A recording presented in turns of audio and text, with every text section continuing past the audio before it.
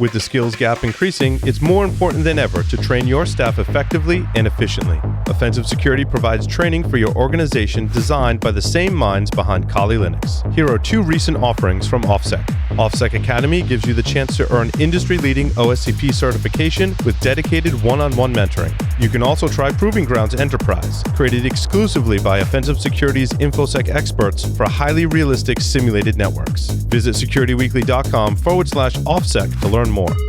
Qualys has brought together vulnerability management and patch management, letting security teams discover vulnerabilities and apply patches immediately, all within a single, unified app. Sign up for a free trial of Qualys VMDR, vulnerability management, detection, and response today at securityweekly.com/Qualys. Welcome back, everyone, to Paul's Security Weekly. If you've got a specific guest or topic you'd like us to cover on one of the upcoming shows, you can submit your suggestions for guests by visiting securityweekly.com/guests. Complete that form. We review those on a regular basis. Also, if you missed Security Weekly Unlocked, you can access all of the content on demand. Whether you're registered or not, visit securityweekly.com/unlocked. Check out all the great content there. Alrighty. On to the security news for this week. I heard there was some kind of exchange vulnerability. What? It was really? It was all over. I only heard about half of it. I did not. Hafnium? Is that is that what they're calling the malware or the threat actors, or both, which would be kind of weird. I don't know. I only the threat actors. It's the threat actors, right? Okay. Was this an O-Day in exchange? Yes. For some time it was. I mean, difficult to say how long. It goes back quite a ways. They're only saying that from what they can see, it's only been abused since like January, but we'll see. With a huge uptick right around the 2nd. Lee, were you saying there was more than one vulnerability, or was that? I thought it was 4. 4. Yeah, there's 4 total. All similar criticality, or? Yeah, the way they chain these together, essentially you're getting remote code execution, unauthenticated, then you're getting a privilege escalation, or a privilege escalation that allows you to write a file, and then you're getting a privilege escalation to system level on the device that you've now escalated on and gotten code execution. And then you've got one more past that like it's one of the worst things I could think of from a corporate standpoint in the very recent future or past. This is exploited over email protocol, like OWA. So OWA for sure, and then there's a couple instances where it's not just OWA. They can actually leverage this in different ways. It's part of ECP and EWS. There's a couple different methods Exchange that they're saying web you can do. services. I remember that now. Right. Yeah. We talk so much about O365. We think the whole world is migrated every Exchange server over to O365, but clearly that's not the case. My number 9 story has a breakdown of the 4 CVEs and a bunch of other stuff that it kind of lays it out if you haven't caught what they are and what they do. Tyler's getting much more specific information, which I haven't replicated in an article, but I would like that explain what the 4 CVEs were and what their raw scores were. And it also gets into what else, why this mattered, why this is important. I still worry that people aren't realizing that if they've got Exchange and they haven't patched it, they did it wrong. They really got to go in there and do shit. So to that, I saw a great tweet from Jake Williams, who retweeted somebody that said, if you haven't yet patched your Exchange, don't bother. It's too late. You've demonstrated that you are not capable of managing the difficulties of running an on-prem infrastructure. Migrate immediately to a cloud email service and deprovision your compromised Exchange. It's pretty accurate. It's although harsh, migration, but accurate. Yeah, the migration to O365 is not as easy and as trivial as everybody kind of makes it. There's quite a few steps. There's a lot of things you have to consider as far as like your MSOL account, your AD Azure Connect account, how those on-prem and cloud tenancies and sync actually happens, what the process and migration path is, because just syncing all those over. Wait, It doesn't Tyler, just I just work want like to. that. I want to hit on one point.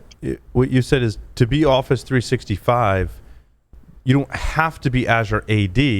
You can be Active Directory, but that means you got to put your Active Directory in Azure because those are two different things, right? Yeah. Correct. Yeah, those are very different things, and that is a decision, a design decision. If you have a large organization, are you going to replicate all that information up? Or are you going to create that new, which most places will not?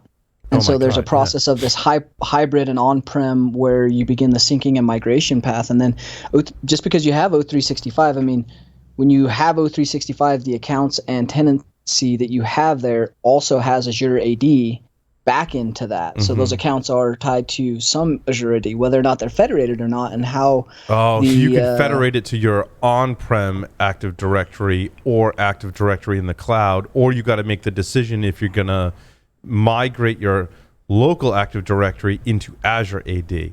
And none of what or whether it's going to sync and how it's going to sync. When you're above 1,000 accounts, none of that's trivial. Even if none of that's trivial regardless of how many accounts you have, right? I would say 500 accounts. That's that migration path and like some of the nuances of cache credentials, and when that synchronization actually happens, and the accounts that are utilizing those accounts, and how that synchronization is replicating those credentials into your cloud environment, and vice versa. Like there's a lot of design decisions to be made, and there's a lot of mistakes to be made. So people are not doing this correctly.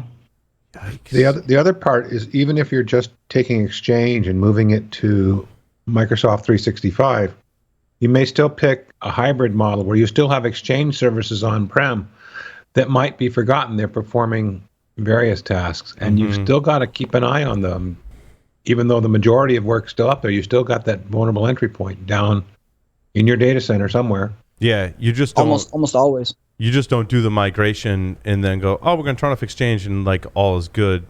Being in IT for my whole life in my career, right? I would never be like, you know what? Today we're going to 365, so turn off those Exchange servers so no one gets email until we get it all up and working in the cloud. You leave that legacy stuff hanging around as long as you can, or way too long, ease the transition. So stuff still, I mean, that's any IT project, right? But in this case, obviously, you're like Lee, you were saying, you're still responsible for that on-prem infrastructure. You can't just forget about it. Now that said, I mean, I think that mentality depends on the size of your organization. Because I'm going to tell you right now that you're saying this and we're having this conversation. I'm like, shit, I have an Exchange server out there that's Yep. Yeah, and how many people patch Exchange? It's just like VMware, right? Like VMware, all of those. God damn it, Tyler! My Exchange is running on VMware. Oh God! No. Yeah. It is not trivial to patch VMware, and it's not trivial to patch and deal with Exchange, especially a complex Exchange where you have multiple transport protocols, you got multiple edge servers, you're doing some, Exchange in general, just making sure it works is not easy. So once it's up and running, people just leave it. And then you're talking about 2010, 2013, 2016, 2019, all of them are vulnerable to this. And so therefore, everybody has to patch, and not everybody has been through a patching cycle for Exchange in their life cycle, I would imagine. Did you check out the mitigations Microsoft came up with? So you didn't have to patch? Except they turn off shit you're probably using. That was interesting thing. I was looking at them. It's like, wait, we're turning things off. How many customers are actually using these services? And it says, oh, by the way, you're going to have to patch anyway, even though these are mitigations. I was kind of like, well, that's a false positive. Come on, let's just go straight to patching. Yeah, I also think it was interesting that the proof of concept code, some of the code on GitHub, was actually taken down by Microsoft. What? Yes. Yeah, well, because Microsoft owns GitHub. Oh, that's a bad precedence. But they don't own the Wayback Machine. Nope. They do not. So, I mean, that's just talk about a losing battle in the game of whack-a-mole. Yep. I mean, that's just. Yep, and I think that I have that story in my list. This is, though. So, I did. Yeah, have I mean, that story this is in a my bad precedence, and really they shouldn't do that. But it also speaks to, hey, this this is bad enough that we're going to make that kind of overt attempts to kind of keep the code out of at least some of the people's hands. Mm-hmm. Yeah, I don't think that really makes an impact at all. I mean, you can find. I'm wondering how many people exploits everywhere. It's not just limited to GitHub. Is anybody besides Microsoft talking about what their tools will detect and or shut down the exploits? I mean, Microsoft's talking about Defender's got all the smarts in it. Is anybody else talking about it? Mm-hmm. Mm-hmm. Oh, good. Yep. So specifically, we just spoke with some folks the day after the patches came out, and specifically the folks that we worked with, they had some other products that they were using in their environment. Paul, we were talking about this before the show, that specifically had some stuff to both one, detect and prevent, and two, for discovering ISCs. Very cool. Yep. So specifically in this case, it was like extra hop, like cool, Splunk. Awesome. And definitely there were some other providers of services like Defender that were saying, yep, we can find this and catch this and prevent it. Right. So, well, I started wondering about that when I was reading about the security scanner update that's got the ability to find and remove the web shells. In fact, you have to tell it not to if you want it to leave them behind. But then I was thinking, wait, Microsoft can't be the only game in town. I mean, it's really cool they put out a free tool. I'm not knocking that, but come on, we got a lot of folks out there that we talk to that are probably on this and then some. Yeah, for sure. That's still kind of dicey. I mean, you do want to mitigating controls are important, but you do want to ultimately patch it. But I think as we talked about last week, where's your expertise in patching Exchange? If they've moved on, they've, I mean, is an Exchange admin someone who is just maintaining legacy infrastructure because basically they spent time learning Azure and Azure AD and they're moving on? Or is there a skill shortage with Exchange admins? I did read one story where someone last week where I quoted that article. It was like, yeah, like the people that were patching this, like they left. And I don't have any documentation on how to do it, right?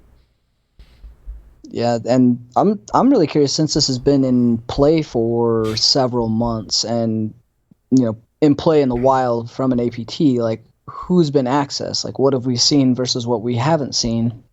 And then what's been laid down after that? Like if we're talking about Exchange Server, the in-memory credentials, once you gain access to an Exchange server, is pretty much it's almost as good as a domain controller from that standpoint. So I think this is going to have ramifications similar to the SolarWinds, where we're just starting to scratch the surface of how bad this may be, and I think it's going to continue because people aren't going to be able to patch their Exchange. They're going to have this mass migration to O365 thinking they're safe there, but they're going to have both of them, and now they're going to have additional infrastructure they don't understand with accounts that are doing syncing that are exposed, and now we're just going to have mass chaos. So this is not easy. So I was wondering about the timeline. I mean, one of my number 6, Krebs put out a rough timeline, and it starts at January 5th with DevCore announcing to Microsoft the findings. But I'm thinking these are 0 days going by an APT. What do we think? How far back do we think it goes? Yeah, they have visibility back into this to like November, December timeline, thinking that there may be initial use of it. But again, that's when you're talking about where they're getting this visibility, how long they've been tracking those things, and our ability from a timeline standpoint to have historical data at that layer and level. It's gonna take some more people to provide logs and look at this, and honestly, we probably won't ever know.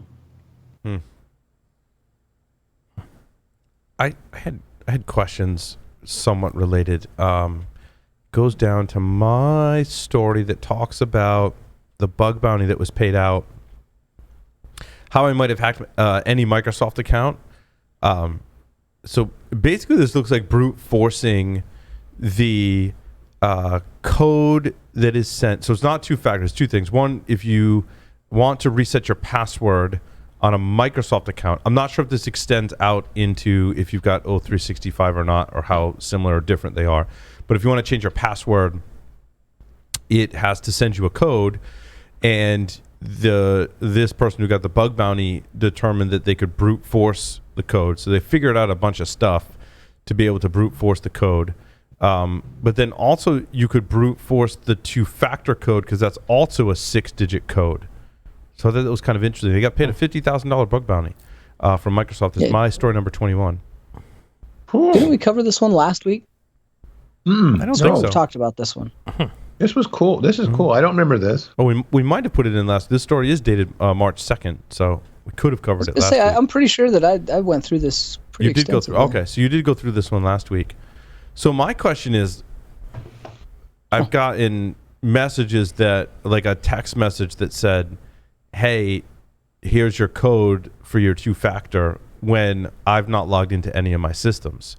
Is that someone that has found a way to authenticate without a password? Did someone crack my password?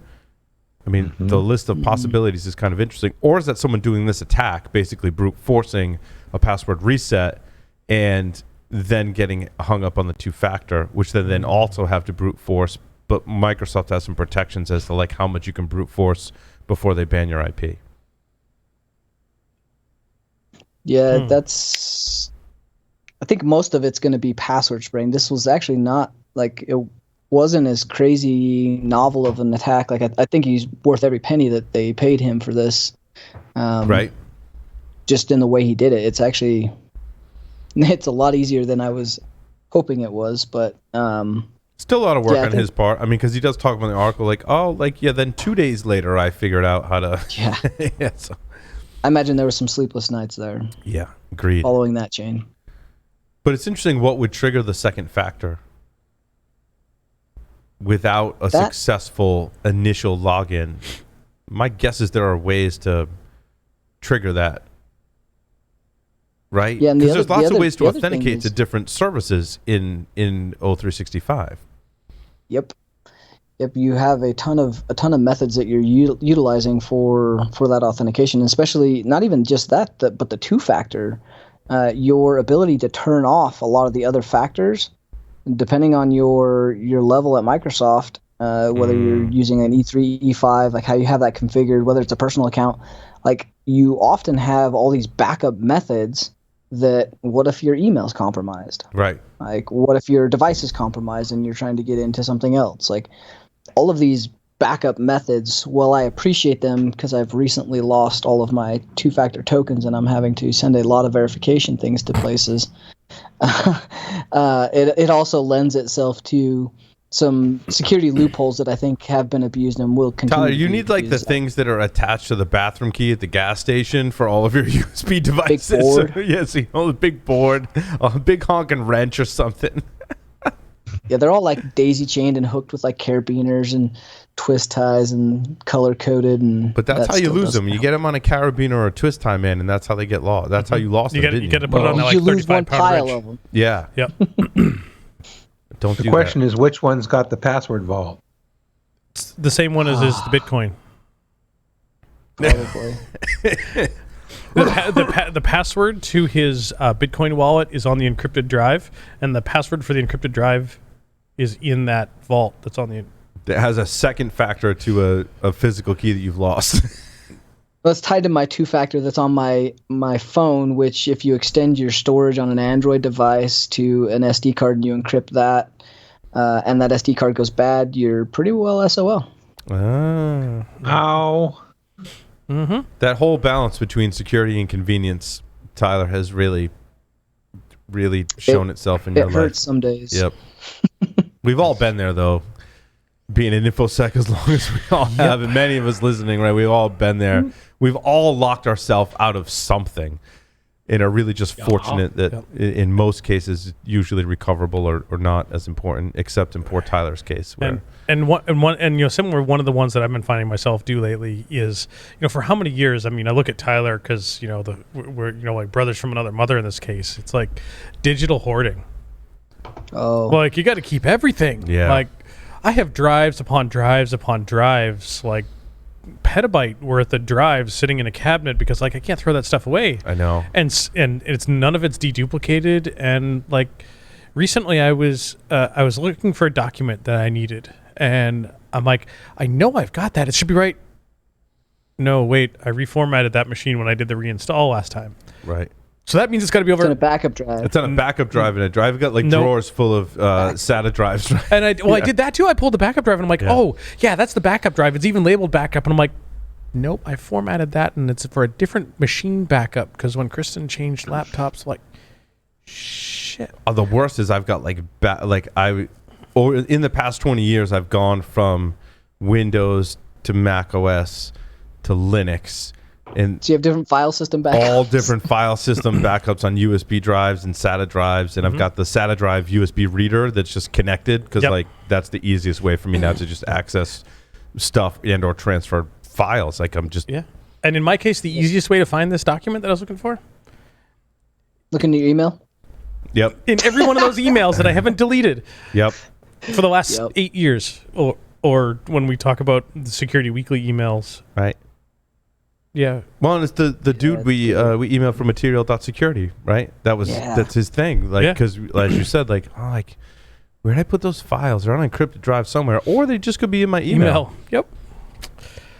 I think we all need to sign up for much accounts at material.security to protect that stuff, right? Yeah. When you think about how much stuff you have, even going back like on taxes, like digital sanitization and hoarding, like if someone wanted like your personal information, literally pick a cloud provider, pick a hard drive in this office. It may or may not be encrypted back from 2007, and the backups of the backups of the backups on other backups. Mm-hmm. You know, all of that data. What if you were raided? What if you had a fire? What if the FBI showed up? Like, well, most of your stuff is probably legitimate for job. Like, proving a lot of that and coming up with why you have things and the ability for people to be able to make things look a different way or take them in a different light if you're under investigation. Like, between the fire and the constant thought of investigation, like, it would be a nightmare to have someone go through your digital data right now, no matter who you are. The good news is we've lost more drives, so I mean, maybe the FBI could help us find some of the drives we've lost if we ever got raided. Get raided, have them find my Bitcoin drive wallet. It's in evidence. 5 years later, we're good to go. You're good to go. Then you can afford to pay the lawyers to fight your case. Have a helicopter pull me out of the prison. Out of the prison, right? Oh, it's just madness. I had something and now I lost it. So we'll just move on. Your mind? We'll just move on to another story. How about that? Actually, Sounds good. I was thinking, Paul. I was thinking of you with my number 13. Docker Hub and Bitbucket resources hijacked for crypto mining. Yeah, because I know you're big on Docker and other security in that space. Thinking, and ironically, Monero crypto miners. Mm-hmm. Huh. Thanks, Dave. oh, we never heard of that before. No. It's timely. Oh, right. So that I haven't read the article, but just thinking, I've got a Docker Hub registry. If I haven't secured it properly, someone can push a container into the registry and execute it from the registry. How long till we start to see GitHub repositories filled with backdoor Docker push commits that then do crypto mining or propagate out to cloud providers and start to do crypto mining? Like, that sounds like a pretty worthwhile venture. Well, I mean, the registry... Tyler, you say that like you haven't already done it. But, like, the registry doesn't run your container. It just stores the image. But then I'm banking on you starting it? Yeah, so what I'm doing is, now I'm changing my strategy. I'm inserting my own image that is a copy of your image, because if you haven't secured your registry, I can get the last, latest of your image. I'm ripping apart that image, inserting my malicious process that's mining Monero, then committing that back to the registry, and then your DevOps pipeline is going to execute that image somewhere. It's going to run your software plus my software that's mining. And what about those pre-canned images that you deploy via one of the cloud solutions as part of even better a stack? Yeah, even better is I make a really cool Docker Hub repository that has a really cool container, but inside of there is not just the really cool software, but it's also my Monero miner, and I'm getting everyone Slightly throttled so no one seizes it. Yep. That's interesting. And a comment from Discord is that this could apply to GitLab and AWS and other repositories, not just Docker Hub. So don't think you're safe because you're not in the mentioned one. Yeah, because Azure DevOps. I've done an Amazon container registry, and trying to figure out what the permissions are like nothing like you would if I've stood up my own Docker, so you don't have to do it in the cloud. Like Docker makes available the code to stand up your own registry. Yep. By default, that doesn't actually use authentication via a certificate, which is really bad. You have to go through those manual steps of doing it. Amazon also has a registry, and it's not straightforward. Like you look at the rules and I'm like, what? Like there's lots of reading documentation to figure out what does that do and how do I make it so no one else can put an image in my registry and stuff like that, or even pull my images, because no one else should be able to pull the images from there. It's only the certain systems in your DevOps pipeline that should be able to push and pull from your registry. So you have to apply the appropriate role-based access control and permissions, and it's not straightforward. It just isn't. No bueno. So yeah, it doesn't surprise me.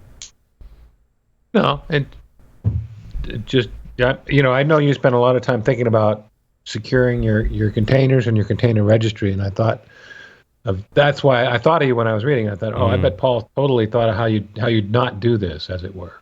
Yeah, you have to secure it's super hard, man. Like the whole DevOps pipelines are just awesome. Like automating that pipeline it's so cool. But it gives you more attack surface that you have to defend. Yep. Or at least a different attack surface. Yeah. So not only do you have to worry about the security of your app, but you have to worry about the apps that are building and deploying your app.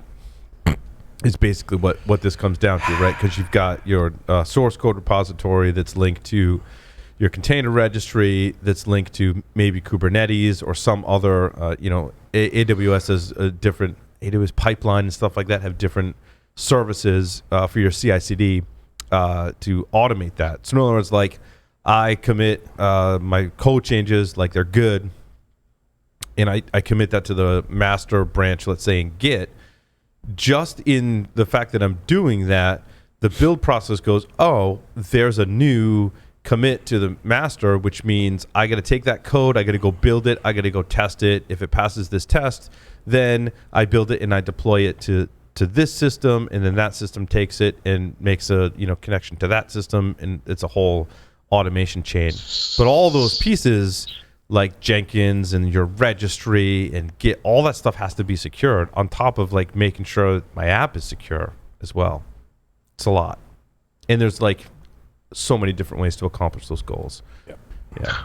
Circle CI, there's a million tools to do it. So that is cool. But I've definitely seen attackers try and take advantage of that process, for sure. So, John McAfee's been indicted. Did you see that? What? Yeah. Yep.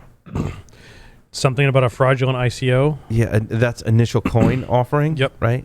Yeah, initial coin offering and securities fraud. Him and his business partner have been indicted. Does that mean they have, they recognize coin as a valid securities exchange? Like, how can they be indicted on something that was? I'm gonna have to read that. Right. So McAfee's been in Spanish custody since October 2020 after being arrested on U.S. tax evasion charges, is awaiting extradition to the United States. He's also being sought by authorities in Belize for questioning regarding the murder of his neighbor, Greg Fall, which occurred in November of 2012. Which is interesting because obviously John McAfee was in the United States.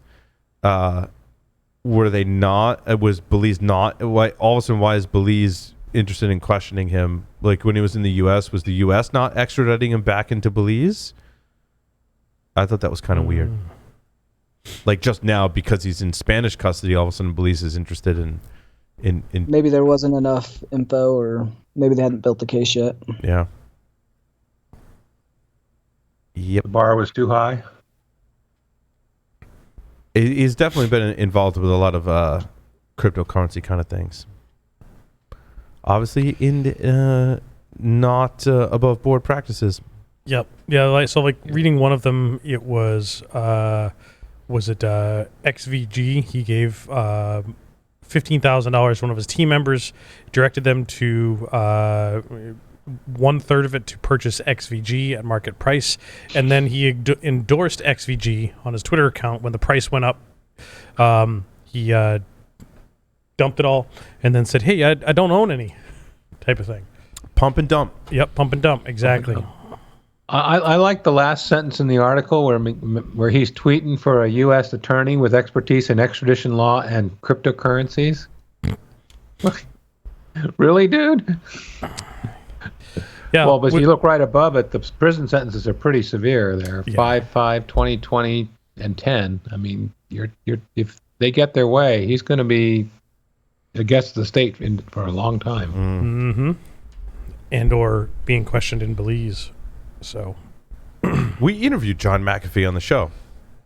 Oh yeah. Back in the day. You can find that on our YouTube channel. Oh yeah, it was for a trip. sure in the podcast archives too. Yeah. It was a trip. That time I actually think he's a really nice guy actually. He I mean, is. I like John McAfee. Like I've met him a couple times, outside of being on the show. He's a nice guy. He's very very personable, very friendly. He's a smart guy. Very charismatic. Yeah, you can't confuse the crazy with the, intelligence, right? There's a fine line. Does that change your right? opinion on drugs, Paul? No, I don't think my opinion on drugs has anything to do with crazy or Just more so the intelligence side. I think you gotta educate yourself. Yep. Yeah, If nothing else, it more solidifies it. So that's it. So Paul, what about the your new Intel side channel attack is interesting. I was going to say Verkada, but let's do the Intel side channel one. Let's do Intel side channel. This one made my brain hurt, man. So there's a ring that interconnects on-die bus arranged in a ring topology, which enables inter-process communication between different components, such as the cores, the last level cache, the graphics unit, and the system agent are housed inside the CPU. I had never. There's shared resources between all of those core components inside the CPU, and that shared resources is where you end up with the problem. I had not unpacked a CPU in some time by researching it, like what goes on. There's so much in there now. Right, I always take it out of the box and I look at it. I'm like, wow, that is just an amazing feat of engineering. And I got to be super careful when I put it in my motherboard that I don't damage it, because it's really expensive and I damage my motherboard and my processor in one thing. That's where I'm like hands on the wheel, mind on the moment when I'm installing it. But, obviously inside that CPU, there's a lot of communication that goes on, like I said, between the cores and stuff.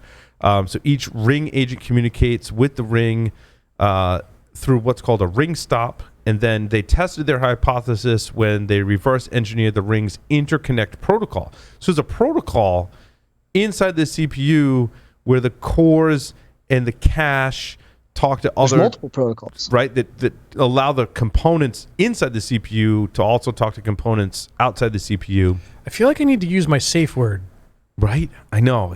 Ring stop. I know. My brain hurts. Oh. Right. Yeah, I mean, you can do keystroke logging was one of the theoretical. These guys actually used it to pull a covert pieces channel of code out of the memory, so they were able to get I think it was DSA or RSA keys, one of the two, or maybe both. But yeah, with this, there's theoretically the ability to get keystrokes to remove keys directly from the memory, to capture keystrokes and change them. There's a bunch of side channel attacks are really difficult to pull off, and it takes a real fundamental understanding of hardware and how to interact with that hardware, and then how to do something malicious. But once you can do that, the side channel is super scary. That you're basically, below ring zero from an OS standpoint, and you can do some really crazy stuff. And these are Intel Coffee Lake and Skylake processors that they did this attack on. There was no mention of AMD in here, but that doesn't mean it's not theoretically possible for similar, just a little bit different architecture that probably has to be applied to right? Different a similar protocols, I would thing. imagine, and things like that, right? Yeah, so it's pretty cool. They're going to present their research at Usenix this August. Oh wow, That'll be awesome. Which is pretty cool. That'll really be cool. Larry, you want Verkada, the cameras. Verkada.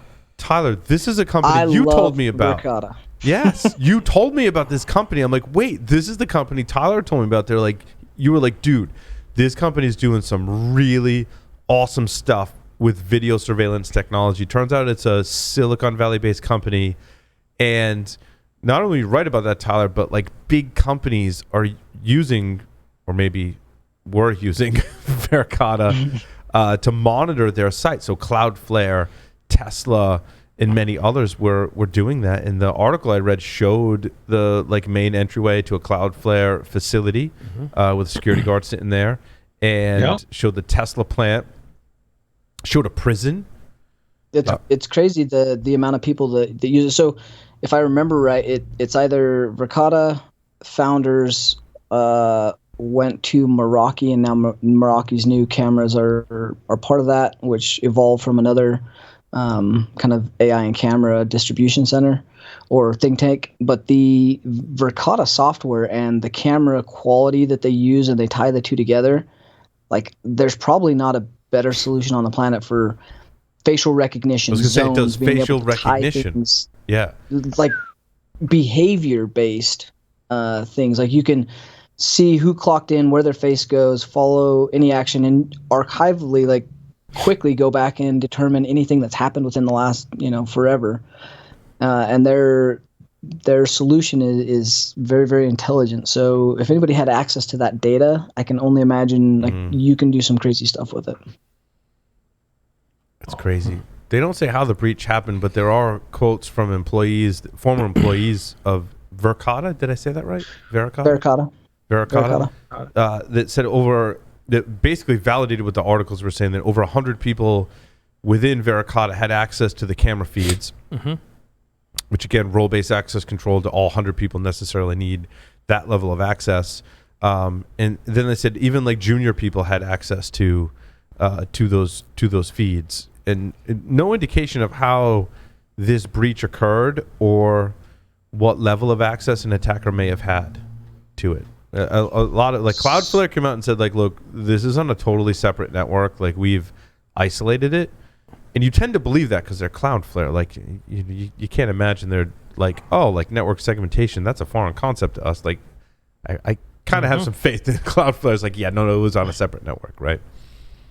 Yeah, and these only require internet access, and like part of their best practice guide is deploying it to a separate network. So I could see that as being a thing. So it goes back to that SaaS and single sign-on essentially managed application that's handling these things. Like you are only as secure as who you're trusting to secure your stuff. So it supported all the way to single sign-on. So it could have been a role-based issue where someone's creds were shared and within inside of a dump, and that gave them access to Verkada Cloud. That then had the sales engineers have a bunch of demos, have clients that they're working on deploying, and then they've got sales engineers helping set these up and configure them. So I could see how it would only take one or two bad credentials to get breached or reused to make this an issue, and that goes for every company out there, not just these guys. So hopefully they don't suffer too hard from this, because they are a good company, and I really do like their products. So yeah, there's some stuff here that that was kind of confusing to me, where it sounds like Verkada got hacked, but the other one too, that it's sort of looking like the quote APT 69420 Arson Cats group are claiming that they could just find the cameras available, and the cameras themselves were hackable. And as a result, they had, quote, root shells inside corporate networks of both Cloudflare and Okta. And, quote, if we wanted to, we could have probably owned half the internet in like a week. Yeah. Ow! So it's a pretty big statement. That is a big statement. A lot of ifs. Like if you didn't do it, it takes a little bit more effort than that, having done some very large networks. So I'll call bullshit on that. And I mean, if you did do it, would you brag about it like that, though? but they didn't do it. No. They said they could have. Oh, they said they could have. Yeah, I see. and the question being is like, were they hacking Verkada and then using the visual data, or were they hacking the cameras installed at Cloudflare and Okta and using them as a pivot? That's what I thought. interesting. That's kind of what I get out of that. Tyler, if the video quality is what you are saying it is, right, the most advanced, video surveillance, I want to say I could see the keyboard from that security guard maybe. Like, could you conceivably see what the password was? Could you glean enough 100%. data from these cameras, right? We've all been on pen test, right, where if you gain access to a camera, you're like, well, the first thing you do as a pen tester is like, all right, zoom in on the whiteboard. Are there any passwords? Zoom in on the desk. Are there any passwords? Like even the Wi-Fi password is usually written down somewhere. And every time I pop the camera, single sign-on creds Right. inside the firmware of the cameras. Yep. Or if they're tied to the domain in some way, like some multifunction devices. But the first thing I'm doing is, all right, if I can get the Wi-Fi password, that's golden. Like that's gold right there, right? Even if it's the guest network, as we well know, sometimes the guest network isn't all that separated from the main network. Yeah, so one of them is saying that they're from the APT group there, 69420. Angry Fire, something like that. What was it called?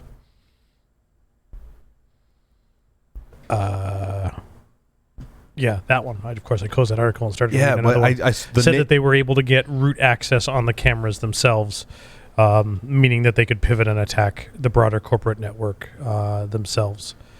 And that they gained access to Verkada's through a super admin account, allowing them to, quote, peer into the cameras of all its customers. And I think by peer, they mean with their peepers as opposed to using them as a pivot. So... Yeah, the cloud account, there's certain roles you can set up for Verkada support or as part of the sales engineering, like I said, as you're setting these up. So I could see that as being a problem, but I don't see that as being a mass problem unless there's a misconfiguration or you're in the middle of a deployment. And for the record, one of the spokesperson for the quote hacking collective that did this from my understanding, is a tongue-in-cheek, lighthearted reference of APT 69420 for the designations that cybersecurity firms give to state actors. 69420. Uh-huh. There was at least two pen tests where I gained access to some type of video camera system at the organization, and I never quite pulled it off, but my goal was always, like, if there was a physical assessment where I was on site and I gained access to the surveillance system, I wanted to get a screen grab of me, like, waving on the camera so I could put that as the screenshot in my report. I never quite... Oh, we totally did that. Yeah. You need more than one person there's- on site usually, or some kind of automated script that's, like, constantly taking screenshots so you can go walk into that area and then take the screenshot. I just think that makes the report, like, really pop, right? Done that, recreated it from start to finish, from obtaining badge to getting into the data center and waving at the cameras and the SOC guys while doing the final debrief with the executives. Oh, dude, like makes such an impact, right? It's the best. Yeah, It is. they had to picture Well, it childish up. stuff. What is the So one that Ocean used to use? I actually worked with Ocean to secure a bunch of their gear, but what was that gear, the IP to IP camera? They're pretty popular. Was What it was that? Axis? Aircon? No, it wasn't Axis. It was some other company that made There's IP Aircon, cameras. Axis, there was... Polycom.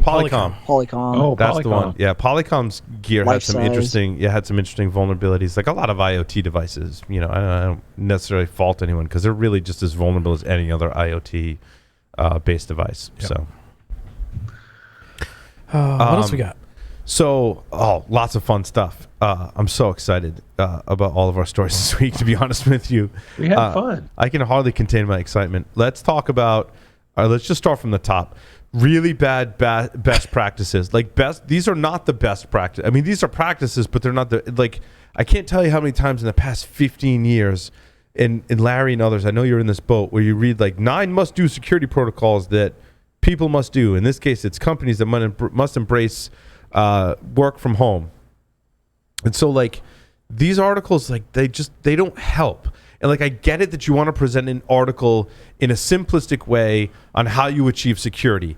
However, in your journey to present the most simplistic way, you've watered it down enough that people can understand it, but it's completely useless. And so, like this advice that says, secure your home router. It's essential to take steps to protect your home internet and change your router's password to stop your network from being vulnerable. Like, again, watered down enough that, like, there's some advice in there, but it's so watered down that's not going to get you. It's not going to get you anywhere. Like, we talk about home router. People talk about home routers. And a lot of people write articles. Like, realize that even today, even older home routers usually don't expose the admin interface to the internet. Yep. Right? And okay, so a more sophisticated attack, you could pivot from a browser and be able to log in if you haven't changed the credentials. I don't think that's really that common of an attack to do. Most of those come with randomized credentials. Even if it's the MAC address, like, you're still having to obtain that. It's gotten better. It has gotten better.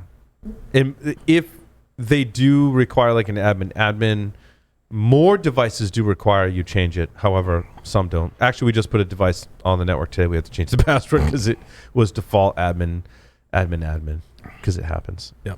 Like, I think many of these things are like, but you must do security protocols that must embrace stern remote work risks. Like, I get that there's some shift in some of these, but, like, install regular updates. Welcome to 2002. Set up firewalls. Welcome to 2002. Right. Use antivirus software. Welcome to 2002. Use strong passwords. Welcome to 2007. Back up your data. Okay, that might be different where you're working from home and you don't have a centralized backup. Use a VPN. Welcome to 2010. Well, I had a problem with the VPN one because he's talking about the personal VPNs that people are using to circumvent, location-based access. And it's like, That's no, a if you're bad working thing. from home, you want a VPN to have a secure connection to the corporate network, not hide your. Thank you, Lee. Right, porn. the use a VPN thing that a lot of the mainstream press, they just, like, don't understand that. Dude, there's two types of VPNs, and, like, they both have their place, but it's totally different, man. Like, you're not getting it. Like, you're just writing about security because you can go read other people's articles and put together your own. Like, that's not cool. So I'd argue, now, how about this? These problems fall on us as security professionals to make security be something that we worry about and improve, and not put that on the end users. The end user shouldn't have to worry about this stuff, right? The VPN should be so seamless. It shouldn't matter, right? That Right. Your home router shouldn't matter. It shouldn't. We should encourage the manufacturers to provide a home router that has these basic things like we've talked about. Since Larry and I wrote the book on it in 2007, right? Like, it should just, and these things should just be secure without putting the extra burden of the user to do extra things to make these things secure. It should be there. When I get a computer and I get an internet connection and a router, there should be a minimum level. Now, we can argue what that minimum level is. Sure. But I think we need to work harder as security professionals and manufacturers of these devices and systems and software to raise that bar with the minimum level is. Because the minimum level is usability, if you though. increase that minimum level and still have the usability, to your point, Tyler, like, you'd be way better off. We just need some legislation to tell us what that minimum level is. Sorry, I had to. I don't, but I need more ice because, or I'm going to make more cracks like that. I don't know, Larry. That's a hand hard you balance, mine. though. Larry, but I don't think that's out of the realm of possibility. I don't think doesn't have to be a bad thing. Nope. The problem is when we get legislation, by the time it gets passed, in this particular case, it's like, either it does nothing, or it's so convoluted that no one understands what it really means, and so nothing gets done. Nothing gets done. Or it gets done badly. Sorry, Lee. Well, I was going to say, one of the things that's available in a lot of the corporate VPNs now is a host posture checks where you can set the minimum the minimum criteria to allow a machine to connect. And I don't know how many corporations have those turned on. I mean, if you haven't applied the latest patches, Put them in a That quarantine means and you'd make have to them have patch a it. patching solution, though, and that means you would have to be the one. Oh to my pick up on God. the patching solution, and you're gonna have Well- the help desk field the questions when they can't connect to the VPN because you didn't patch right. Well, how about I don't allow Windows 7 or below? Or Yeah. Yeah. I know you want to connect with your Windows ME. I get it, but maybe not. No, but SASE providers is what they're calling it today. Yeah. That's the buzzword. It doesn't say that you have to disallow. It says if you want to connect with Windows ME, hey, guess what? You only get access to this service, and that's it. You want access to all their stuff? You got to be something. You got to be this modern, tall. You got to right? be this tall. I was heading there in a right. kind of anti-clockwise way. I was saying you only allow specific services. That's why I said quarantine. But Yeah. and you're absolutely right. You don't give them the golden ticket. You put them in here. You can do these things. Right. Apple had a model like that too. Different levels of trust for different types of authentication. Google too, right? Wasn't that Beyond Yeah, I Corp? thought so. Yeah, it was Google with Beyond Corp had that model as well. So anyway, those articles just they grind my gears. Lindsay Lohan. What's interesting, my article number 4 on compliance, and I was hoping Jeff Mann would be here, but in his absence, we'll press on and do our best. So this article says PCI, like little or no human intervention, like no human intervention. Like I want to know more about this. So this was the invisible hand guiding cybersecurity in the realm of compliance. So the article states a secure configuration management tool combines network monitoring and endpoint protection methodology to compare monitored systems against an approved configuration baseline or golden image. Deviation from this baseline, known as test failures, can usually be corrected with little or no human intervention. Are they using like VDI? Are they using what, like in certain circumstances? Yeah, that is the case for like a VDI deployment. But anything outside of VDI, I want to know how. Dude, like that's rare. Like even with VDI, that's like really. So you're deviating from your air quotes golden image. Now you're presuming that organizations have a golden image, and if they do have a golden image, that really is the most secure configuration for their deployment. And those are and how are they checking that? And two huge assumptions, right? And then Tyler, your point, how are they checking that deviation? But then what you're saying is when there is a deviation, it's automated. It's automatically fixed, even if it's VDI. Oh, I'm just rolling out a new VDI image to all my users. I've got 10,000 users. I'm rolling it out, and it's all good. And somehow I'm not testing those configuration changes. They make it sound like little or no human intervention is a huge stretch. Mm-hmm. Now, I agree. I'd love to get to that point. In my experience, and believe me, if someone's out there going to correct me, like whoever you are, you've got a free pass to come on the show if you want to tell me that like you can make this happen in most enterprises today. I'm all ears. Like I want to hear it. You're on the show. Like it's golden. But to say that you can do this with little or no human intervention, in my experience, it's not that easy. No. We've seen it at one org, and the places that do this well, it was did you strictly say only their VDI. He said doo-doo. He did. We did. Yeah, do. He also said he saw it at one organization, and Yeah. my inclination is Tyler's seen hundreds of organizations. And so you got Thousands. Thousands. There you go. And you got one. Yeah. We got one, and it was a VDI environment. They checked it when it deployed. That was provisioned based on the user, and they rolled back at every 12-hour increments back to known good. Yep. The sessions expired. Like that was possible because they trained their users, but this was a very secure environment. And even in those trained user environments, it's really hard on the users. Like roaming profiles, dude, rolling back to known good is hard, man. I was at university. Larry, I don't know when you were at university if you had these systems, but especially 20 years ago, like not everyone has a computer. Mm-hmm. I guess today it might be different and not as much of a technological issue. But 20 years ago, people needed to use shared computers in a lab. Mm-hmm. I guess is that still a thing? Mm-hmm. Oh yeah. Yeah. Right? But you would use the computer, you'd log in, do your thing, and when you logged off, students needed to know all your stuff is wiped. That system went back to known good. And let me tell you, 20 years ago, I was like, wow, security-wise, I'm like, that's awesome, right? Because that means you can do bad things on the computer. and malware can be installed, and when you log out, that shit's gone and it's back to its email. I'm like, I like that model as a security person. I think that was like deep freeze or something of deep freeze was technology. There's a couple of different technologies. A lot of them are university specific, right? Or kiosk kind of. The Windows kiosk, yeah. Windows kiosk and that kind of. But that I actually miss those things because I use those for a lot of research, a lot of malware, like evaluate. Like those were cool. They actually worked, and like getting But then around there was them the kiosk bypass. Remember the kiosk bypass website? Yes. I don't know who maintained that, but whoever it was awesome. I remember that. I used that in a couple of assessments, right? Yep. And we talk about not throwing shit away. I found my kiosk boot disk bypass with all of that stuff on it on a thumb drive. If they had USB in the kiosk and you let you boot off it, like it was game over. Like you had to. And it had a collection of all the things that you could do on them. It was like a dump of their website things. At least make me pick a lock of some kind to get to the USB port. Yeah, if I found it in a pile of USB drives. I think Tyler's Bitcoins were in there too. Larry's retiring, buying his own island. Oh boy!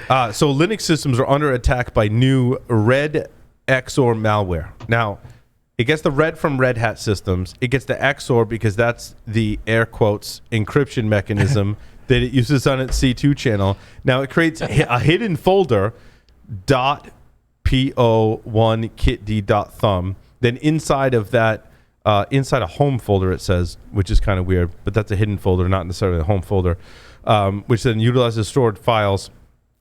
It creates a hidden file .po1 kitd blah blah blah inside there to hide another binary called .something binary, and then sets up persistence via init scripts.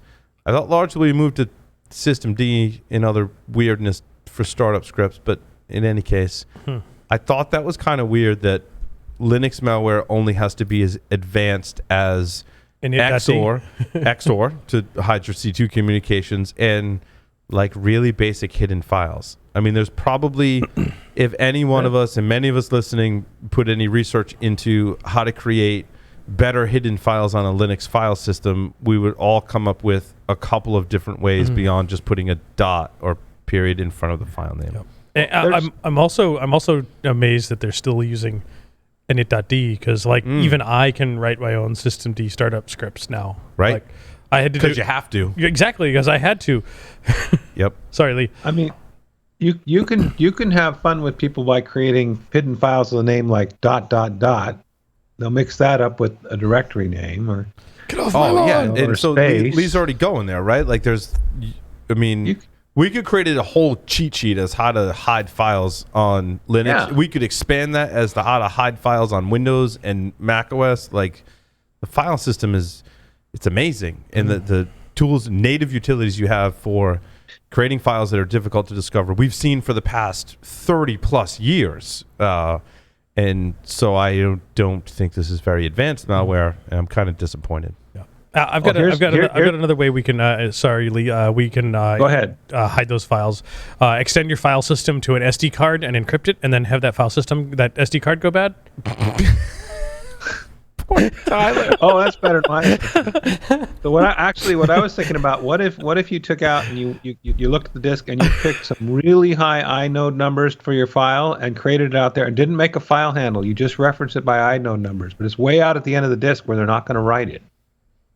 I'd argue not similar only to how MBR persistence happens. Yeah, and I'd argue not only could we come up with the methods for hiding files on file systems, we could probably come up with Yara rules and other things to detect the creation of those hidden files. There's Splunk rules you could create. I mean, this is not tricky stuff.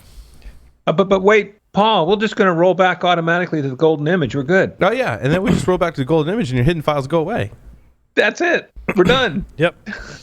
Speaking of session cookies, Speaking of creating those rules, did you hear about? Apparently, Russia doesn't know how to do regex very well. Oh yeah. So your headline? I thought this was fascinating, Larry.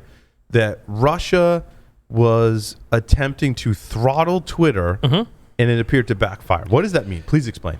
So, I forget what the circumstances. Because Twitter is refusing to remove content that is illegal in Russia. So they're attempting to slow down the use of Twitter. Specifically, they were attempting to put in delays of users clicking on links for Twitter's URL shortener, t.co. Okay. So they put in some filtering to slow down the retrieval of content from t.co. The problem is that they just didn't filter on t.co. They filtered on anything that contained t.co. Oh. So like Microsoft.com. Oh, that's it's like when fantastic. I write regex, and it's really bad. Yep. Even the Russian state-operated news site, RT.com. Boom. Oh, that probably pissed off some people. Reddit.com. Basically any yeah. website that ended in dot. But like the lesson here is when you write regex, you gotta test it. Like you gotta have some test data. They tested it in production. Yeah, exactly. But like when I want regex that I want it to actually work, I will create test data and run that through it, right? Because I mean, let's be honest. Like regex is not an easy. I mean, there's some people that are really good with it, and then there's the rest of us, right? And the rest of us need test data to make sure that our regex actually does what we think it's going to do. We can't all be Joff. We can't all be Joff. No. This is true. But there's even regex testing sites. Of course, they're probably Amerikansky, so not allowed to be accessed from Russia. But you can test your regex online. For The most, only regex that's important is social security number and credit cards. I mean, that's pretty straightforward. pretty straightforward. And t.co. And date of birth. And no matter what, no matter what, it where looks my like thumb drive is with the password. no matter what, it looks like your cat walked over your keyboard. No matter what, you end up with regex. So, and there's that. Mm-hmm. Oh, See, boy. but I mean, I shouldn't throw too much shade, as it were, because arguably they did a better job at regex than I would have done. Yeah, So, I know. It's like, remember that time that we were using, I was using Ettercap back in the day, and I was trying to redirect DNS for some website that you love to go to during the podcast as a distraction. There was probably some type of content that wasn't suitable for showing on the show, and I tried to say it isn't so. and I tried to redirect that website to somewhere else that may have also not been good content on the show, but in fact managed to Ettercap everything, including making all of our live streams go down.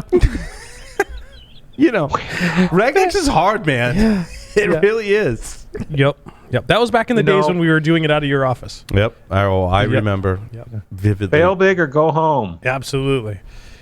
Yep. And we may or may not have left some of that content on the screen, and that's fortunately our kids weren't old enough to be able to gain access to the office and see it. Yep. We're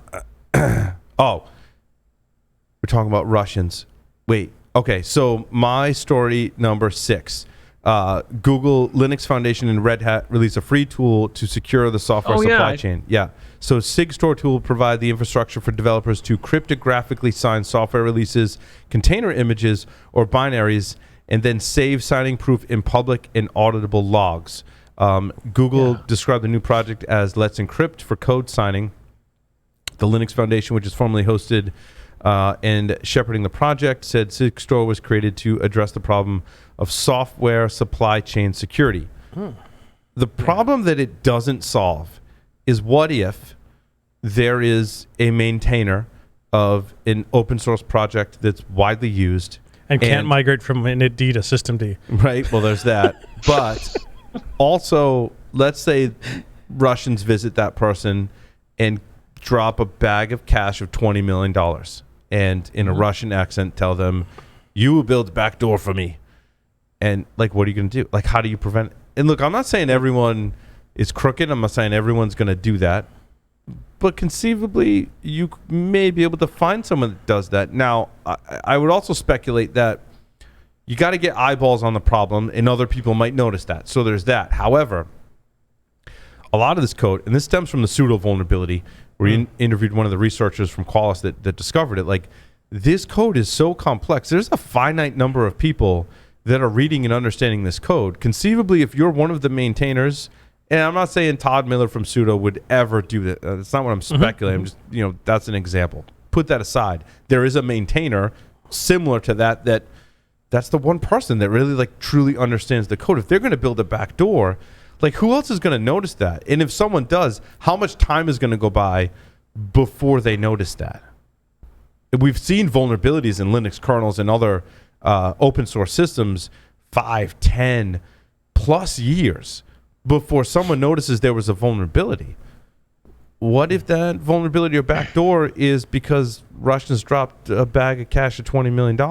Heck, I go back to my I might even argue Russian submarine story of they sold a submarine for $20 million. Yep. So that's not out of the realm of possibility. I might even argue that it's not even a bag of cash. It's a pair of jumper cables and a car battery. Or there's a lot of ways that scenario could Picture play of your out. family. Or, I mean, we know that people that work for 3-letter government agencies are screened very heavily to be like, hey, are you in debt? Have you done stuff that people like? Basically, they're looking for like, have you done stuff where people can blackmail? Like, you into stuff where you wouldn't want that to get out, where someone could blackmail you for that. Now, folks that work for government agencies are screened for that to a certain degree of accuracy, and I agree with that whole thing, albeit uncomfortable, and that's not for everyone. And I've heard people be like, maybe working for NSA isn't for me. I get that. What happened between you and the goat was completely consensual. Yeah, right? I mean, that's essentially what we're talking about, right? But now you're in this position where you are the person who's maintaining that. You're also going to sign that release of that software with this cryptographically, and it's all good. So ultimately, like, our trust in libraries and open source software come down to how much do we trust the person. And I'm not saying like people that maintain open source software are susceptible to this more so than anyone else, or that they're bad people. I greatly appreciate the work that everyone does on open source software. Like, wholeheartedly, I've used open source since the mid 90s, and I have a great deal of respect, but realize these are also people that we're inherently trusting, and we don't know their situations. This does help with the signing of software, protect against that, but not to the level that we should be concerned about necessarily. Tyler? That's actually... Sorry, Tyler, then Lee. Okay, go ahead, Tyler. I was going to say, let's step back a step, though. Like, does this actually solve anything? Because if attackers are in your computer, as an attacker, I would go after the developers. I would be putting the code inside of the developers. How do you know once you go to sign this if your organization is compromised and you're a supplier? Yep. How do you know that the code that you're supplying, you've signed it, but how do you know that there's not malicious code in there from a backdoor or from an attacker that's been in the network for... It's a great point, Tyler, right? Is it a malicious insider, or is it an insider that has been hacked, or is it, as we've seen in vulnerabilities, an accidental... I introduced a vulnerability, that code got signed, and like those are all insider kind of attacks, right? This wouldn't have helped SolarWinds, at that point. So are we solving it? I think it's great to have something that says it's from the vendor and it's signed, like, so you don't have malicious sites up that are like providing, backdoored or bad software. Right. But I don't think this fixes supply chain at all in any manner. It fixes a portion of the supply chain, right? That's like after the code is checked in. From that point moving forward, it hasn't been tampered with, and it can protect against that. I guess more of my concerns are like before that code is checked in, what's happening, and that's a much harder thing to deal with. Lee? But don't we already have code signing certs for that? Right, but the code signing is after I've written the code. What happens if something was injected while I wrote that code and then it gets signed? Right. Yeah, so we're at the same place. Like we already had code signing, right? Yeah. So actually, I think we're at a different space. I think we're a little less, because he says let's encrypt for code signing, and I'm thinking, wait a minute. With developer certs right now today, there's a pretty formal process to getting your cert, and you're vetted. Let's encrypt. This is great. Pretty much you can just fake your way through it and say, I'm Paul Asadorian. Will the real Paul Asadorian please sign? Right. And also, a lot of this open source. Do you really know who the guy behind the acronym? They're not using their name; they're using a handle. Mm-hmm. So it's signed by that handle. But is it?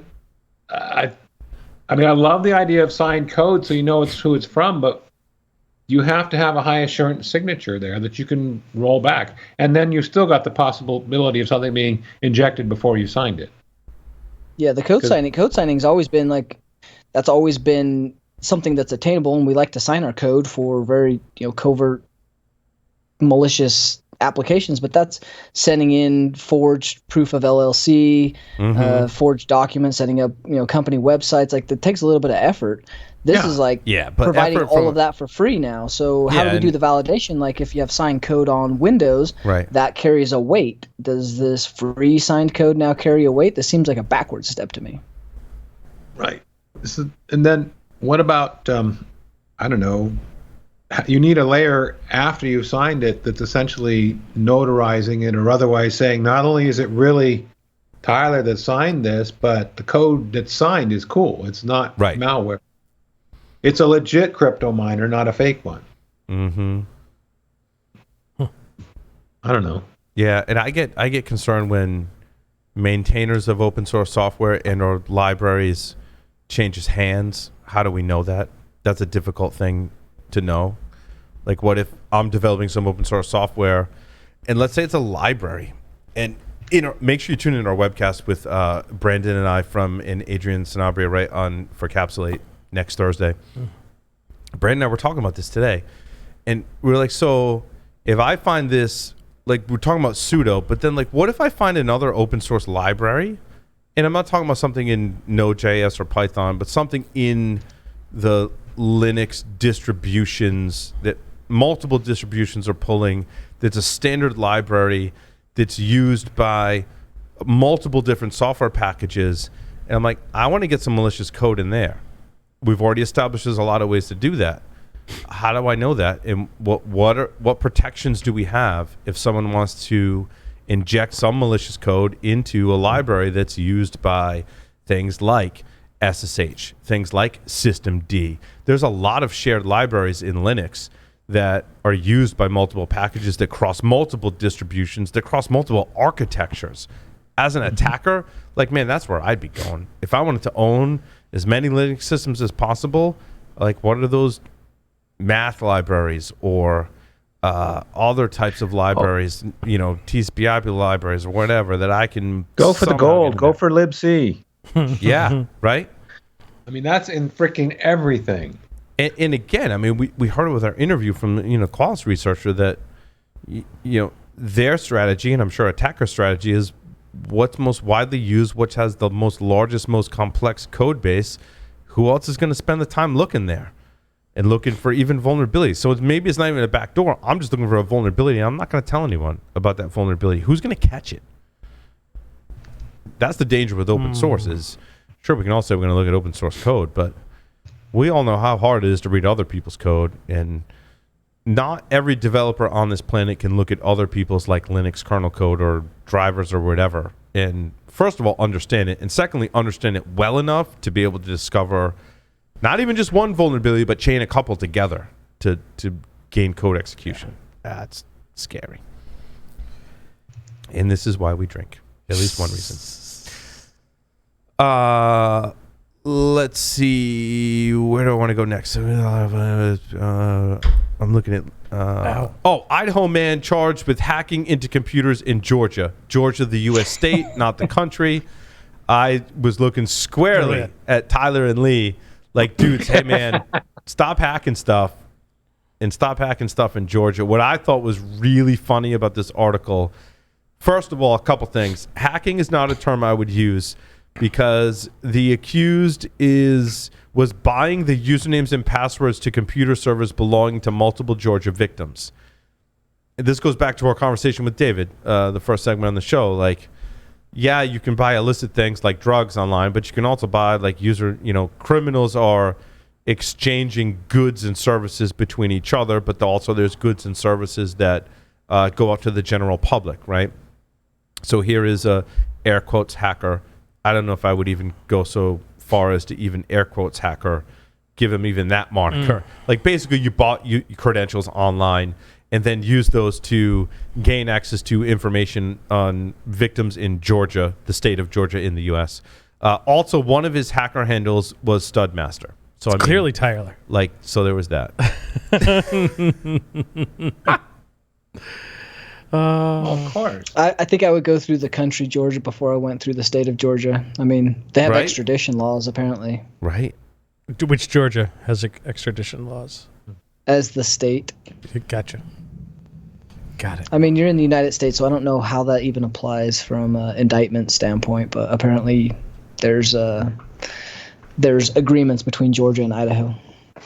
Which now I've got something else to look at, like how many of these. So he was accused of Indictment hacking in statements. Florida. So he hacked into Florida's orthodontist computers, taking medical records of more than 1,800 people.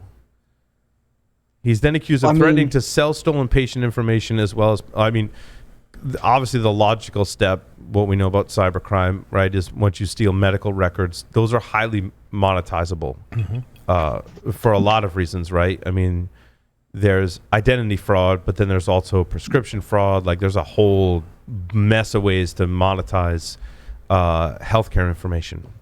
It doesn't seem like he's very good though. No. Well, he got went caught, after so there's that. orthodontist, and you went through Georgia. Like, I'm still baffled. How did you get caught? Yeah. I mean, I'm like, why didn't they? I mean, you really need to have password breach detection means in place these days because I know it's hard to get certain levels of customers to change their password, but you got to have some visibility when they've been breached. Because really, he just picked an easy button. He found known breaches, passwords, right? and they still worked. Were they from public breaches or were they purchased? Purchased. It says they were purchased. By found, I meant obtained. I'm sorry, yeah. But he was able to get them. I mean, not to mention he's 41, and he still goes by the online alias of Studmaster. I mean, if I see an online alias of Studmaster, I'm thinking like you're like 14. He must be from northern Idaho. Oh, No, is that he's what from it is? Meridian. He's also lived in Nampa, Cuna, Boise, Hemet, California, Thousand Oaks. I mean, the guy moves This sounds around. awfully familiar. Are there a lot of hackers in Idaho other than you two? And Dan There DeClaus from are quite a Plextrack? few, honestly. There are some. And Yeah, apparently only there's- one that went by the handle of Studmaster.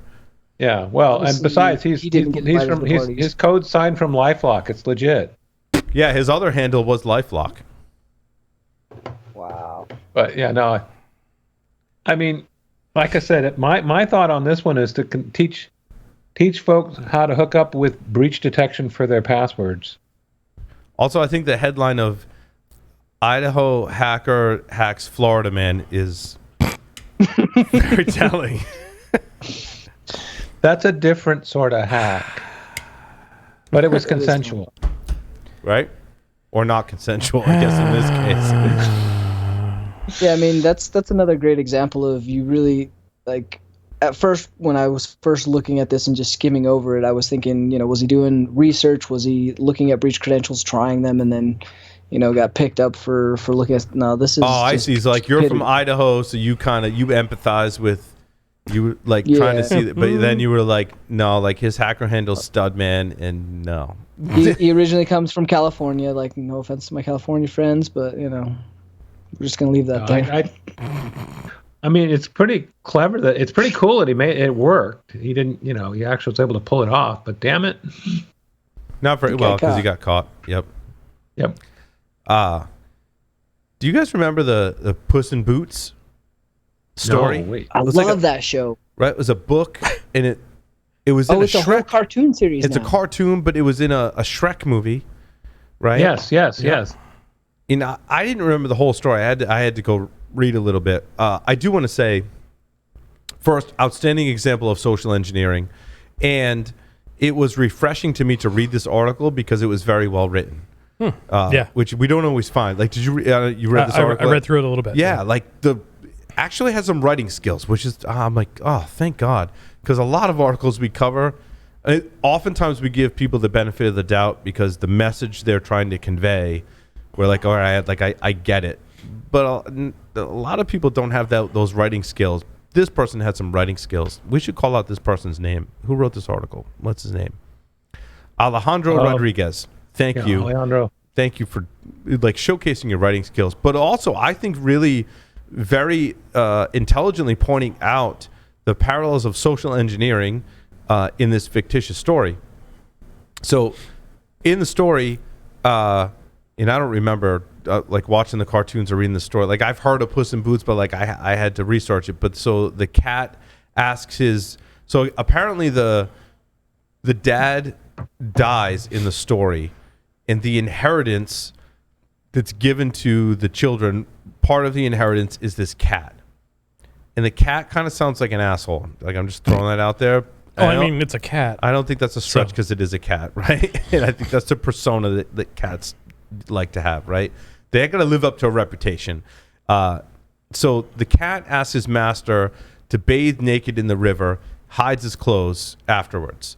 Then he stops a royal carriage under the pretense that his master's been robbed and requests the king's assistance. Like, hey, someone stole my master's clothes. Like, hey, you got any extra clothes? So the author says, this event exemplifies an important stage in every scam, the hurrah. It's an artificially induced crisis to force the victim to take a rushed decision. If I had to summarize social engineering in the really underpinnings and foundations of social engineering, that sentence, I could not have put that any better myself. Nope. An artificially induced crisis to force the victim to take a rushed decision. Yep. Oh, dude, you like grand slam in that one sentence. You just captured That needs what to go into training, man. That right? is, Like that you, is a keeper. Yep. You not only understand social engineering, you can relate it to another work outside of cybersecurity and just put it in a very concise manner. And that knowing what I know about social engineering like sums it up, man. Like, bravo. I'm impressed. There's a look, also quite frankly, there's a lot of analogies that we make that are like kind of a stretch. I've been known to make them too, like, you know, InfoSec and hip hop music. Like a lot of that stuff is a stretch. He did a great job in this article making some really good analogies between this story and social engineering. For sure. Yeah. For sure. So, yeah. Again, But like well written. interviewing as many social engineers who are way more talented at it than I am, because I am like a hack at best, in like not the good sense of the word. I'm a hack at social engineering. That artificially induced crisis is something you've seen as a theme when we interview social engineers. You guys have done it too, right? Yeah. Like, oh, I got to give this presentation and I can't log into my drive and the CEO really needs this. That's an artificially induced. I'm going to lose my job. Right? Induced crisis. Can you help me out? Like, I'd appreciate so much if you could help me out. And what you're hoping is your victim makes that rushed decision. You're not giving them a chance to kind of step back and think about it. You're like rushing them into like, oh, like I just like induce that empathy that all people have inherently in them, that they just want to help people and rush them to a decision that they want to help them, right? Yep. And it's hard, man. I tell you what, I got a phone call this week and a woman on the phone was like, I'm trying to reach one of the other, happened to be a host on the Security Weekly Network. And I'm like, and she's like, who's this? Because I was like, no, like, that's not that person. And she's like, well, who am I talking to? I'm like, I don't know. You called me. And then I'm like, oh, man. I'm like, don't, like, in my mind, I'm having this conversation with myself. I'm like, don't be a dick, because this could be like a sponsor or like someone legit. So like, oh, I don't want to sound like it, but you have that thing. Like, you don't want to be a dick to the person because maybe it's not, a social engineering thing. And, and she's like, well, do you have that person's phone number? And I'm like, crap. Like, now I'm painting. I do. Like, now I'm painting the corner because I'm like, crap, I totally have this person's phone number, right? But I don't want to tell this person I have the phone number. And I'm like, holy shit, I don't want to give this person their phone number under any circumstances because that's bad. And I'm like, no, like I mostly talk to this person on Slack. And then I'm like, I thought about it afterwards and I'm like, I gave up some information. Like if this was a social engineering CTF or a social engineering thing, they're making notes like, oh, Security Weekly uses Slack. Blah, blah, blah. That's like good to know. I'm like, fuck, I fucked up, right? I was like, damn it. But it was hard. Like, what do you say that you don't want to be mean to the person in case it's not a social engineer, but you've got like this rush. Like, I was on like brain overload trying to deal with this situation because I didn't want to be mean to the person, but I didn't want to give up information. I was on high alert. And so like I newfound respect for, training people on social engineering is really hard. Yeah. Really hard. I mean, an easy way to look at it when you get these kind of calls is to tell people, don't give the sales guy you don't know free leads. Don't give them the CIO's phone number and email. I'll make them work for it, because that's what they're going to do. They're just going to keep working their way down. And if it's a social engineering, same rules. You don't want to give them extra help mining your contact list, as it were. Make them do it the hard way. And I tried to lean towards public information. I'm like, oh, like that person is a host on the show and they do this, and that's nothing that they couldn't have gotten publicly. I tried to lead with that public information that like anyone could find by just visiting the website. That is really no secret. If you listen to our shows, you know who all the hosts are, because we tell people our names and we show up on the audio and video. So like that's no secret. I was trying to feed that person that level of information, right? But I still, in my mind, I still slipped and like mental note, I'm going to do better next time, right? It's hard to do though, running a business, right? Like that's an important aspect that we try to re-emphasize. Is the point of a business and point of doing marketing is get your name out there, to get info out there, to be helpful, to draw clients, to make money, right? And to do that means being cordial, getting information out there, getting your name out there, and getting information. So there's a fine balance there that business owners tend to have a really hard time with, because you want to be helpful, you want to help the client, you want to provide that customer service, you want to enable business. So that fine line of security and making money and doing the right business thing and being a good human by nature and trusting it's a super delicate conflict that's internalized in a lot of us. Right. I mean, sometimes you think like, well, why wasn't that an email? But we all have so many email addresses. We all get so much email. To your point, Tyler, if it's someone that is legit, that does want to do business, maybe they would call us, right? So there's that. Because I'm like, why wasn't that an email? But then I'm like, well, I get it. Like, not everybody wants to email. Like, not everybody has time to email. Like, I don't want to write another email. I don't want to have another call, frankly. But sometimes I like to hear my friend's voice. But if I'm after info, like, phone calls are much easier to get information out of. And you listed a whole bunch of reasons why you're on the phone. You feel the empathy. Like, that's often hard to convey in an email. Yes. And people tend to criticize an email or scrutinize it much more closely. Oh, dude, like if that was an email, I'd be like, delete. Right? But by calling, they got, we use Slack. I mean, not that that's a secret that we use Slack. Obviously, we've talked about it on the show that we have. We all know you wouldn't have deleted it. It just would have remained unread in your mailbox. Depends on which folder it went into. I've gotten better, but there are folders where I find, side note, Office 365 does a good job of categorizing bulk email. Yeah. Yep. But like sometimes it is the bulk email that I need to pull out because it gets miscategorized. I mean, it is bulk, but it is something I need to do something with. That sale on that gun ammo that, you have like 10 minutes to do something with. I always peruse it for, things like ammo, cigars that go on sale, electronics that go on sale. Sometimes you got to know about those things, but yeah. Yep. I want to talk about free network vulnerability scanners. In this article, free is more like a trial. And is it full-featured software or not? And I could have gone down and analyzed all of the players on the list. They're all players that we know and love. I mean, Tenable is a company that I worked for. All of them, most of them on the list have been sponsors or are sponsors today. And I think that free has a different connotation, right? Because I think there's free as in like open source and like free beer kind of thing, and free in like, hey, like you can try it, but it's limited in some way.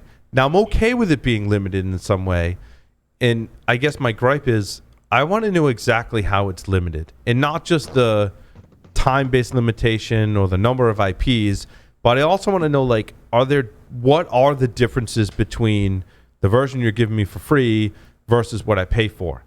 And look, I'm not knocking you for it at all. Like I get it. Like software takes a lot of time and money to create software. But like I couldn't, in like Tenable and Rapid7, for example, were the first two examples, like in a quick kind of cursory look, like I couldn't find the chart that was like, in the free version, these are the features you get. And in the commercial versions, maybe there's multiple, like, these are the features that you get. Like, lead with that. Don't, and it may be there. Maybe it's something you have to request, but like, I couldn't easily find it. And that was kind of, it irked me a little that, like, don't hide that. Like, I want to know if I am getting the free version is limited. I need to know that. That's not going to say I'm not going to buy your product and your product's not good, right? But at least be forthcoming with the information I need to make a decision that when I'm evaluating the software in the free version, I know that if I pay for it, here's what I get extra. That might be really important to me and make me want to buy the product. So don't make that hard to find. Dude, I couldn't find that Untenable or Rapid 7 today. And I know it's been there in the past because I have found it in the past. In fact, in Tenable's case, I helped write it in the past, right? And it is it is a thing. And you got to be careful how you word things on that page and what you get between the different versions. It's a difficult thing to construct, but make that available. Yeah. Also, the list was missing the actually free things, like Nmap and the Vulners thing is truly free in open source, right? I would want lists to include that as well. Yeah. As we've kind of teased, as Adrian and I do evaluations in Build Our Labs thing, which we don't have an official announcement yet, but it's one of the things that we're including is we're making sure that if there is an open source equivalent, that we're evaluating those, and the more advanced and some of the better ones are getting a write up to consider, right? Nice. That's important. Well, what do you think? Time to call it a wrap? Unless any other stories we wanted to cover? I think we did quite a few. We did. Yeah. I don't think there's anyone I was really charged up about. I think I covered them. Lee, Tyler? We covered so much. I'm good. Yeah. I mean, Sweet. Sweet is right. awesome. This has been a great day. It has. Fun segment. More to come. Stay tuned. Asaf Dahan coming up next, talking about ransomware and the Cyber Reason Threat Research Team. Stay tuned.